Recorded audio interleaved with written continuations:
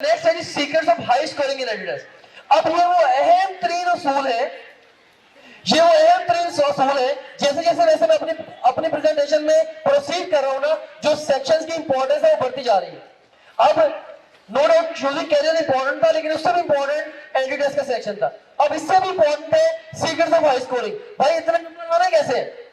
और ये जो मैंने असूल वजह किए हैं, ये मेरा experience as a student, as a teacher trainer, as a student trainer, right? Yeah, as an analyst of the different exams of the different university. ये मेरा सारा एक्सपीरियंस है जिसको मैंने सम अप किया है। और इस सारे एक्सपीरियंस को देखते हुए मैं आप लोगों के लिए सुनहरे असूल जनरेट करके लाया हूं। और ये वो असूल है जिनको मैं अमल करके अल्हम्दुलिल्लाह मैंने खुद बड़ी सारी जगहों पे सक्सेस गेन की है एकेडमिक ग्राउंड्स के अंदर, राइट? सो मैं वो असूल आपके साथ अभी शेयर करता हूं कि वो असूल है कौन से। यूं कह लें कि ये ऐसे असूल है, अगर आप इनके ऊपर कारबंद रहेंगे तो आपको ये बिल्कुल लेजर बीम की तरह आपके एग्जाम की डायरेक्शन में लेके जाएंगे। और इनमें से अगर आप एक भी असूल को वायलेट करेंगे, आपकी कुछ ना कुछ एफर्ट वेस्ट हो रही होगी। ये असूल दुनिया के किसी भी एग्जाम के लिए है इन जनरल, और एंट्री टेस्ट के लिए है स्पेसिफिक। मतलब किसी भी एग्जाम के लिए है, लेकिन मैंने इन्हें खास तौर पर भी थोड़ा सा कस्टमाइज कर दिया है for sake of entry test. इसमें फर्स्ट ऑफ ऑल जो पहला असूल है वो है किसी भी इम्तिहान में अच्छा स्कोर लेने का, वो है अंडरस्टैंड एग्जाम फॉर्मेट। आप समझें कि इम्तिहान कैसे आना है। मींस एग्जाम फॉर्मेट से मुराद ये है कौन कौन से सब्जेक्ट्स होंगे, किस सब्जेक्ट से कितने क्वेश्चंस होंगे, कितना टाइम होगा, और उसमें से किस सेक्शन में से कितने क्वेश्चन किसी पर्टिकुलर एग्जाम में आने, सो ऑन, राइट? सो ये है एग्जाम फॉर्मेट पूरे का पूरा। एग्जाम फॉर्मेट मेरी नजर में कंप्यूटर की विंडोज की तरह है। लाइक अगर एक आपकी कंप्यूटर की स्क्रीन है, उसमें कंप्यूटर विंडोज चलती है, उसमें से निकल के डिफरेंट प्रोग्राम आपको फैसिलिटेट कर रहे होते हैं। तो आपके भी जो इस विंडो के अंदर से आप तैयारी करेंगे, फॉर्मेट के अंदर से आप तैयारी करेंगे, वो एग्जाम में आपके लिए हेल्पफुल है। और जो तैयारी आपके फॉर्मेट से बाहर है वो हेल्पफुल नहीं है। लाइक अगर आपका एग्जाम एमसीक्यू बेस्ड है और आप ट्रू फॉल्स की प्रैक्टिस कर रहे हैं, वो खातर का हेल्पफुल नहीं है। फॉर्मेट से आउट होगी चीज, right? So understand exam format, पहला secret. Second secret, be target oriented. It doesn't make any difference that how fast you run, you can never reach your destination if you don't know where it is. आप कितना तेज भाग लें, आप अपनी मंजिल में पहुंच ही नहीं सकते अगर आपको भाई ये नहीं पता कि मेरी मंजिल है कहां। तो पहले तो अपने लिए टारगेट सेट करें। वैसे भी as best individual in the world, if you want to become the best individual in the world, आपको ये चाहिए कि इसी स्टेज पे अपना लाइफ टाइम टारगेट सेट करें। उसको ध्यान में रखते हुए आप अपना 10 इयर्स टारगेट और 5 इयर्स टारगेट और year to year, month to month, week to week और even day to day target set कर लें। हर एग्जाम का टारगेट सेट करें, इसलिए सेट करें क्योंकि टारगेट आपके अंदर से एफर्ट को बाहर निकालता है। टारगेट आपके अंदर से एफर्ट को बाहर निकालता है। और एक बहुत अहम तरीन बात जो कि मैं आपको यहाँ पे बताना चाहता हूँ वो ये है कि अगर आपका आज का काम आपके कल के गोल के साथ कंपैटिबल नहीं है, आपको आपका गोल नहीं मिलना। Simple is that. अगर मैं ये चाहता हूं कि मैंने 4 घंटे में लाहौर पहुंचना है और इस वक्त मैं यहां पे खड़ा हूं, मैं लाहौर की तरफ ट्रेवल नहीं कर रहा, इसका मतलब ये है कि 4 घंटे के बाद मैं लाहौर में नहीं होगा। Simple is that. सो अगर आपका आज का काम आपके कल के गोल के साथ कंपैटिबल नहीं है, आपको आपका गोल नहीं मिलना। इसको बड़ा क्लियर रखें आप लोग। कोई मोजना नहीं होना कि आगे आपको कह देगा लो जी बेटा ये सक्सेस थाली में रखे आपके लिए आ गए। सो बी टारगेट ओरिएंटेड। अपना लाइफ टाइम टारगेट सेट करें, अपने एंट्री टेस्ट का टारगेट सेट करें, अपने एफएससी के अपकमिंग एग्जाम का टारगेट सेट करें और फिर उस टारगेट को अचीव करने के लिए बेस्ट एफर्ट लगाएं। और टारगेट सेट करने के लिए असूल ये है कि जितना आप समझते हैं कि आप अचीव कर सकते हैं उससे थोड़ा हाई, या जितना आप समझते हैं कि मैक्सिमम अचीव किया जा सकता है उससे थोड़ा सा हाई। और किसी भी एंट्री टेस्ट में जो टारगेट होना चाहिए आपका स्कोर का, वो होना चाहिए 100%। क्यों? क्योंकि भाई ऑलमोस्ट 100% स्कोर आ चुका है। यूईटी के टेस्ट के अंदर 400 और 400 आ चुके हैं वन टाइम। 395 कई दफा आए आउट ऑफ 400। एमकेआर के टेस्ट के अंदर जो हाईएस्ट स्कोर आज तक आया है वो 1082 है आउट ऑफ 1100। ये वो नहीं है जो आ सकता है, मैं आपको ये बता रहा हूं, ये वो है जो आ चुका है और इससे भी ऊपर जाया जा सकता है। सो बेस्ट टारगेट सेट करें अपने आप के लिए। थर्डली जो असूल है that is focus more on most likely to be tested areas. हर एरिया की एग्जाम के लिए वही अहमियत नहीं होती। एग्जाम में आपके बुक में 3 तरह के एरियाज होते हैं इम्तिहान में अहमियत के हवाले से। एक एरिया जिनको मैं कहता हूं लो यील्ड एरियाज है, मतलब आप बहुत जोर लगाते हैं लेकिन पेपर में बड़ा थोड़ा सा पोर्शन आता है। सेकेंडली मीडियम यील्ड एरियाज, आप दरमियाना सा जोर लगाते हैं, वहां पे पेपर में भी दरमियाना सा पोर्शन आता है। और थर्डली हाई यील्ड एरियाज, जहां पर थोड़ी सी एफर्ट लगाते हैं, एग्जाम में स्कोर बहुत ज्यादा या एग्जाम का पोर्शन वहां से बहुत ज्यादा आता है। सो लो यील्ड, मीडियम यील्ड और हाई यील्ड। लो यील्ड को मैं कहता हूं आप लेवल कर लें विद 3, मीडियम यील्ड को विद 2 और हाई यील्ड को विद 1, ये लेवल्स हैं। सो अब मैं ये पॉइंट जनरेट करना चाहता हूं कि जब भी आप अपनी टेक्स्ट बुक को पढ़ेंगे, जो भी सेक्शन आप पढ़ेंगे, आप हमेशा ये सोचेंगे कि इस एरिया की इम्तिहान के लिए अहमियत है क्या, how this particular area is important for my exam. मैं आपको और एग्जाम्पलीफाई करता हूं। लाइक से एमकैट का पेपर है, उसमें जो बायोलॉजी के सेक्शन के अंदर 10 टॉपिक्स हैं। 10 में से जो 10 टॉपिक्स में से 88 क्वेश्चंस आने हैं, 88 में से 52 क्वेश्चंस जस्ट 2 टॉपिक्स में से। और अगर आप उन 2 टॉपिक्स को लूज छोड़े और बाकी टॉपिक्स का बेताशा एफर्ट लगाते रहे, ऑफ कोर्स आपका एग्जाम में स्कोर कॉम्प्रोमाइज हो जाएगा। मैं ये नहीं कह रहा हूं कि आपने सिलेक्टिव स्टडी करनी है, मैं ये कह रहा हूं आपने करना थॉरोली है, लेकिन करना प्रायोरिटाइज करके। अहम तरीन चीजें पहले, जरूरी चीजें पहले, टाइम मिले फिर उससे कम अहम, और फिर टाइम मिले फिर सबसे कम अहम। सो हमेशा प्रायोरिटीज क्लियर रखें। आप लोगों की एक हैबिट होती है, जब भी पढ़ाई का उबाल आता है हमेशा चैप्टर नंबर 1 से स्टार्ट करते हैं, और जब भी पढ़ाई का उबाल आता है हर चैप्टर को बिल्कुल शुरू से लेके जाते हैं आप लोग। तो ऐसा नहीं होना चाहिए भाई, आप प्रायोरिटीज क्लियर रखें। और आप याद रखें कि एंट्री टेस्ट का टेम्परेचर बड़ा डिफरेंट है। एक दिन ऐसा आएगा कि उससे अगले दिन आपकी 8 किताबों का इकट्ठा इम्तिहान है, आपने ऐसा इम्तिहान पहले नहीं दिया हुआ। और मैं ये कहता हूं कि अगर आप सही तरीके से अपने आप को कैरी करें, इवन उस एक आखिरी दिन में भी सारी किताबें रिवाइज करके जाना मुमकिन है। ये सिर्फ कहने की बात नहीं है, this is something which I can enable you to do. मैं अभी आपको आगे जाके उसकी कुछ हाइलाइट्स भी दूंगा कि ये कैसे मुमकिन होता है, लेकिन ये मुमकिन है। So it's important focus more on most likely to be tested areas. Exam से एक दिन पहले आपने प्रायोरिटाइज किया हुआ, पहले सारे सब्जेक्ट के टॉप प्रायोरिटी के एरियाज निकालने, टाइम बचे फिर सेकंड प्रायोरिटी पे शिफ्ट हो, फिर टाइम बचे थर्ड प्रायोरिटी पे शिफ्ट हो। So that's how you proceed with the exam. और फिर फोर्थ सीक्रेट, अगर आज की कोई एंट्री टेस्ट के हवाले से एक अहम तरीन बात मुझे बताने का कहा जाता, मैं इस बात को चूज करता। ये बात इतनी अहम है कि अगर मेरी सारी डिस्कशन एक तरफ और ये अकेली एक बात एक तरफ, इट्स सो मच इंपॉर्टेंट। और ये क्या है? Anticipate questions. मतलब आप पढ़े ये सोच के कि सवाल कैसे आना है, आप हमेशा ये सोच के पढ़े कि सवाल कैसे आना है। सवाल के बगैर किताब को पढ़ना ऐसे ही है जैसे हुक के बगैर फिश पकड़ना।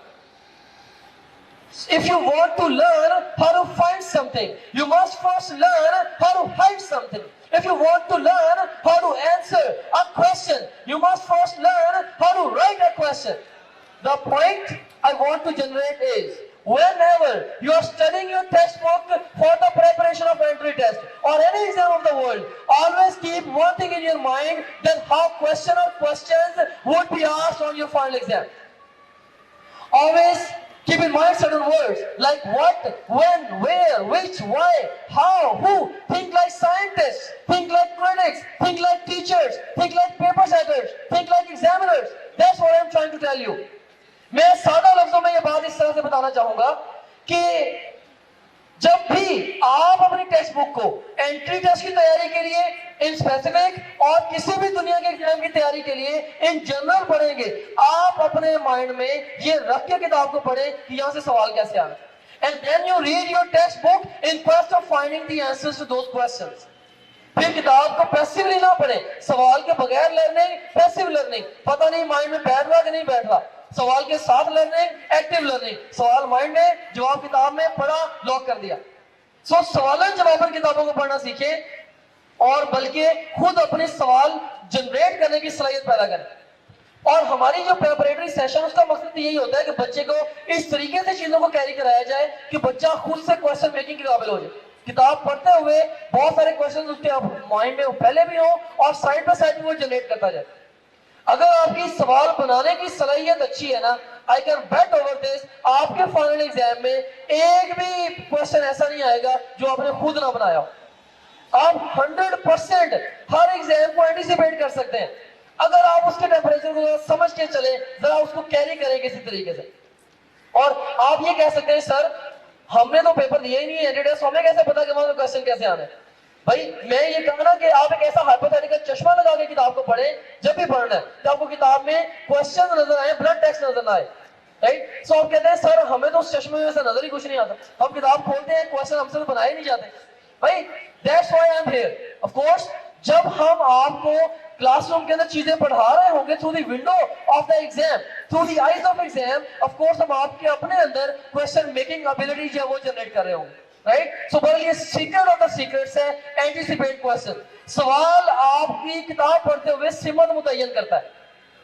एक टॉपिक में से 20 तरीके से सवाल बनते हैं, एग्जाम में 3 तरीके से वर्ष करके सवाल आते हैं। अगर आपको ये पता है ना कि ये 3 तरीके ये वाले हैं तो आप बड़े आराम से उस टॉपिक को ग्रिप कर लें, right. So learn to anticipate questions, then keep analysing and improving your skills. अब स्किल्स का एक सेट है जो कि आपके पास होना चाहिए। एंट्री टेस्ट में परफॉर्म करने के लिए आपको कुछ महारतें चाहिए। उसमें कौन कौन सी है? Number 1 book reading for entry test. Book reading के लिए मेरी एक थ्योरी है, उसके ऊपर मैंने एक आर्टिकल भी लिखा है, और थ्योरी ये है अगर आप ये जानना चाहते हैं कि आपकी बुक रीडिंग इंप्रेसिव है या आपकी book reading up to the mark है कि नहीं है, आप ये देखें क्या आपके अंदर ये सलाहियत है कि जब आप सेकंड टाइम एक चैप्टर को पढ़ते हैं फर्स्ट टाइम की निस्बत हाफ टाइम लेते हैं। अगर यस इसका मतलब ये है कि आपकी बुक रीडिंग ठीक है, अगर आपका जवाब नो में है इसका मतलब ये है कि आपकी बुक रीडिंग में फ्लॉ है, उसको ओवरकम करने की जरूरत है। और एग्जाम का टेम्परेचर भी यही है। आप एग्जाम से 3 महीने पहले हैं, एक चैप्टर के लिए आपके पास 6 घंटे। आप एग्जाम से 1.5 महीना पहले हैं, एक चैप्टर के लिए 3 घंटे। आप एग्जाम से 20 दिन पहले हैं, एक चैप्टर के लिए आपके पास 1.5 घंटा।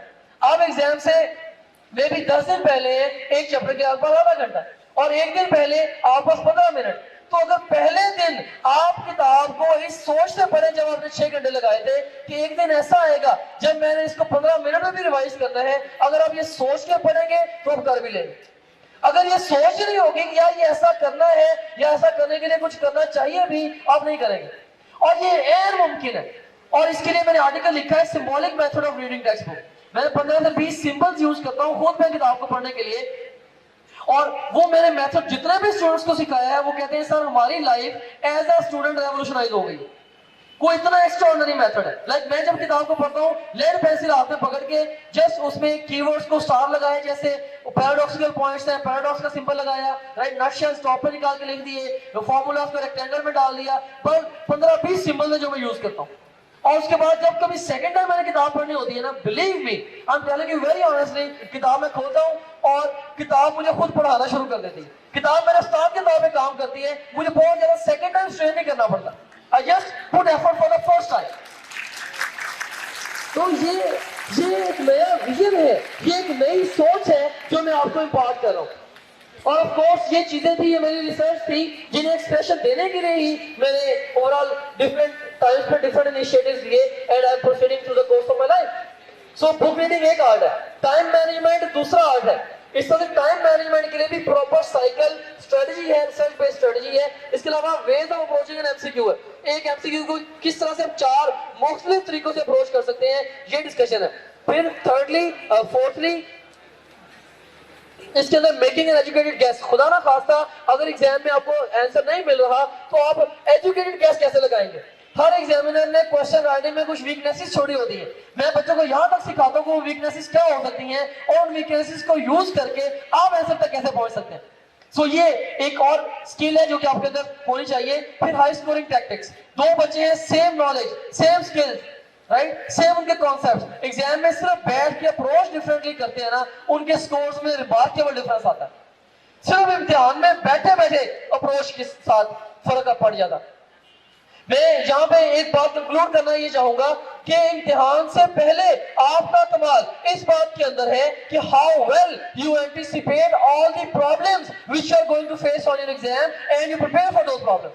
And once you are on your exam, एक दफा आप इम्तिहान में जाके बैठ गए हैं, अब आपका कमाल इस बात के अंदर है कि आपके पास जो भी नॉलेज कॉन्सेप्ट्स हैं आप उसके साथ ऐसी फाइट करें कि मैक्सिमम स्कोर के लिए आप ट्राई करें, राइट। सो ये डिफरेंट स्किल्स हैं जो कि एग्जाम में टेस्ट होती है आपकी डायरेक्टली और इनडायरेक्टली। फिर start studying early but not too early.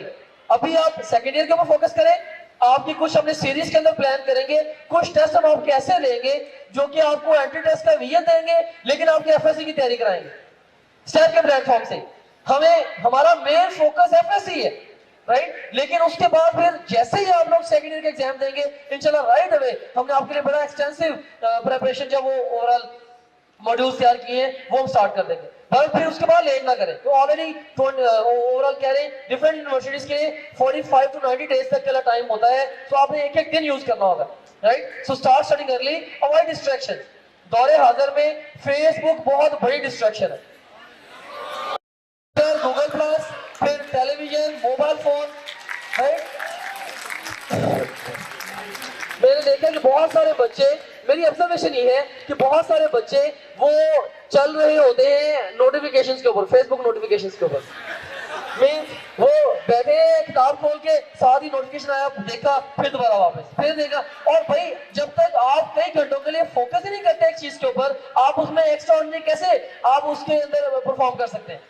तो deeper you go the student is, एक दफा आपने टॉपिक को समझना, आपको उसके अंदर विद ज़ील एंड ज़ेस्ट पूरी फोर्स से उसके अंदर घुसना पड़ेगा, अदरवाइज आप उसमें नहीं एक्सेल कर सकते।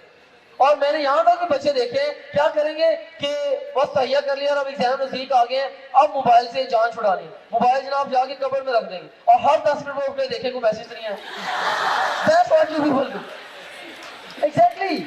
Or you might say no I don't do it भाई मैं तो ये नहीं करता। भाई आप करते हैं, सारे करते हैं, everybody does, लेकिन कितना अच्छा आप अपने आप को मैनेज करते हैं, कब आप वक्त की नजाकत को समझते हैं, it does matter a lot। फिर सेट डेली रूटीन। दुनिया के बेहतरीन लोग हमेशा अपने अगले दिन की प्लानिंग सोने से पहले करके सोते हैं, राइट। सो बेहतरीन लोग सोने से पहले अगले दिन की प्लानिंग करके वो फिर सोते हैं, राइट। तो इसमें आप ये देखें कि अगर आपके पास प्लानिंग नहीं है ना, आपका बहुत सारा टाइम इस अंदाज से वेस्ट होगा कि आपको पता भी नहीं चलेगा। मैं अक्सर कहा करता हूं कि अगर 50 to 60% लॉस ऑफ टाइम और wastage of time of students, that is nonsense loss of time. उसको मैं खास टर्मिनोलॉजी दिया करता हूं, नॉनसेंस लॉस ऑफ टाइम। भाई नॉनसेंस लॉस ऑफ टाइम क्या है मैं आपको बताता हूं। देखिए एज स्टूडेंट्स आपकी क्या ड्यूटी है, या तो आप पढ़ें और या फिर आप चलें, ठीक है, अपने आप को रिलैक्स करें, एंजॉय करें, या अपनी जो लाइफ की बेसिक नीड्स हैं उन्हें आप पूरा करें, यही है ना। लेकिन अब बहुत सारा टाइम आप लोगों का ऐसा होता है जिसमें ना तो आप पढ़ते हैं, ना आप लाइफ की बेसिक नीड पूरी कर रहे होते हैं, सोते वगैरह हैं, और ना ही आप एंजॉय करते हैं। जो आप करते हैं वो आपको पता है। तो इसमें और ये है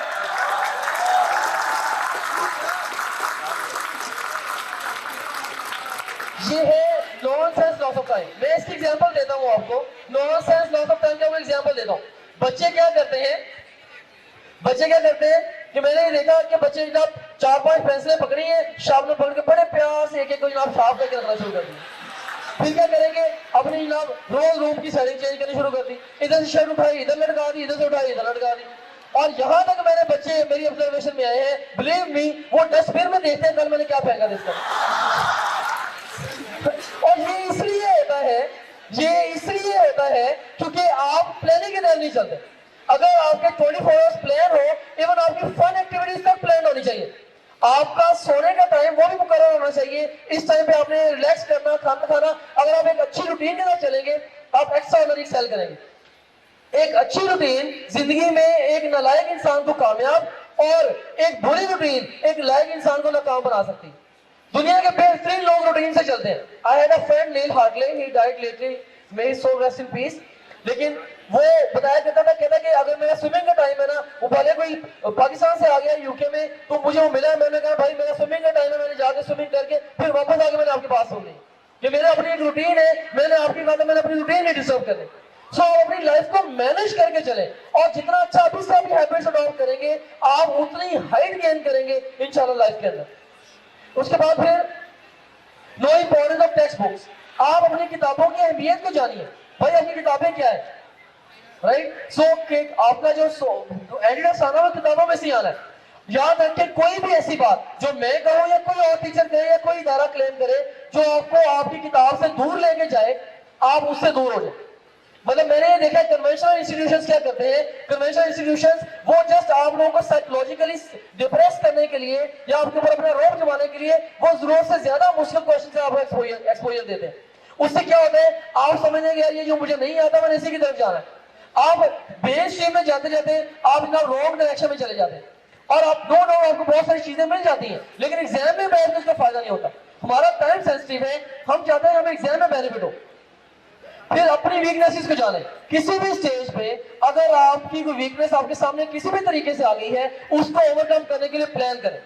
वीकनेस आपके सामने आना ये एक बहुत बड़ी नेमत होती है, ये एक बहुत बड़ी नेमत होती है अगर आपकी वीकनेस किसी भी स्टेज पे लाइफ में आपके सामने आ जाती है, राइट। सो उसको ओवरकम करने के लिए आप लोग प्लान करें, क्योंकि वो वीकनेस जिससे आप ओवरकम कर लेंगे जिंदगी में आगे जाके वही आपकी ताकत बनती है। याद रखना कि वही वीकनेस, आपकी वीकनेस जिससे आपने ओवरकम कर लिया, अब वही आपकी स्ट्रेंथ बनेगी, वही आपकी स्ट्रेंथ बनेगी। So overcome your weaknesses. उसके बाद फिर practice practice practice, then do some more practice. एक ऐसा बच्चा एंट्री टेस्ट के लिए जो 2000 सवाल अटेम्प्ट करता या 5000 करता है या 10,000 सवाल अटेम्प्ट करता है, उनके स्कोर में डिफरेंस आना ही आना। जिस बच्चे ने जितने ज्यादा क्वेश्चन अटेम्प्ट करने हैं उतनी ज्यादा उसने मिस्टेक्स कमिट करनी है। जितनी ज्यादा मिस्टेक्स कमिट करेगा बच्चा उतना ज्यादा बच्चा सीखेगा, राइट। और उतना ज्यादा ऑपरेटरी थ्योरी ये है कि बच्चे को इतना ज्यादा क्वेश्चन एक्सपोजर दिया जाए कि वो ऑल पॉसिबल मिस्टेक्स हमारे पास करने के बाद एग्जाम में जाए, कि तमाम मुमकिन सवालों के साथ बच्चे को एक्सपोज कर दिया जाए। बहरहाल प्रैक्टिस इट डज मैटर। और उसके बाद फिर अडॉप्ट पॉजिटिव एटीट्यूड। भाई अपना पॉजिटिव एटीट्यूड आप लोग अडॉप्ट करें, because your attitude it determines your attitude. आपका जो एटीट्यूड है ये बात मुतय्यन करता है कि आप जिंदगी में कितनी बुलंदी तक जाते हैं, राइट। अब एटीट्यूड, पॉजिटिव एटीट्यूड है क्या, मैं आपको इसको सिंपल वे में एग्जांपल में करता हूं। भाई आपके लिए तकरीबन 2 से 3 महीने होते हैं एटीट्यूड की तैयारी के लिए। उस वक्त खुदा ना खास्ता आपकी किसी से लड़ाई होगी, कोई प्लस माइनस आपने किसी के साथ कुछ चीज लड़ाई होगी, मेरी फैमिली किसी मेंबर के साथ लड़ाई हो गई, आप ना 15-20 दिन उसी खिचखिच के अंदर गुजार देते, आपको अंदाजा ही नहीं है कि वो आपका कितना वैल्यूएबल टाइम था और कितनी उसकी वर्थ थी। एक एक दिन आपकी जिंदगी के ऊपर कितना असरअंदाज हो रहा था, आपने बस उसके हमें जाने दिया। तो इस चीज को आप रियलाइज करें। बल्कि इस हवाले से मैं आपसे यहां तक कहूंगा, ये जस्ट एग्जाम्पलीफाई करने के लिए मैं अपने स्टूडेंट्स के लिए एक लेसन जनरेट किया करता हूं। मैं कहता हूं कि एंट्री टेस्ट के दिनों में जब आप उसकी तैयारी कर रहे हो ना, कोई बंदा अगर आप जा रहे हैं, अननोन बंदे ने आके आपको गिरबान पकड़ लिया और आप उसे कहें भाई प्यारे भाई आपने मुझे जो 2 लगानी है लगाए और जाए, मैंने पढ़ना है। So this should be your attitude. तो ये हाइट ऑफ एटीट्यूड होनी चाहिए। नीचे अल्टीमेटली देखिए, अल्टीमेटली इससे आपकी वर्किंग मुतासर नहीं होगी। So learn to control your working. So ये वो 12 सीक्रेट्स हैं, ये वो 12 सीक्रेट्स हैं जो कि हाई स्कोरिंग के पीछे मख्फी है।